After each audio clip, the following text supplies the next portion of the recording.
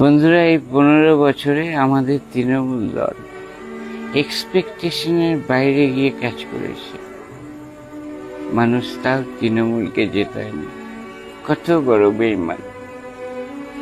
তৃণমূল শুধু মেয়েদেরকে না, ছেলেদেরকেও লক্ষ্মীর ভান্ডার দিয়েছে, ছেলেদেরকে বিধবা ভাতা দিয়েছে। হ্যাঁ, যদিও লিঙ্গের মা বোন এক করে দিয়েছিল। যাই হোক, আর 5 বছর যদি আমাদের এই তৃণমূল দল টিকে থাকতো, গ্যারান্টি দিচ্ছি বেটা ছেলেকেও প্রেগনেন্ট করে দিত।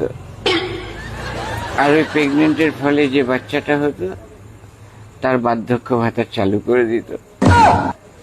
একদিন না একদিন তো বুড়ো হতে, আগে থেকে চালু করে দিয়ে ভালো। এত সুন্দর সুন্দর স্কিম মানুষ বুঝল না, বুঝবি পরে।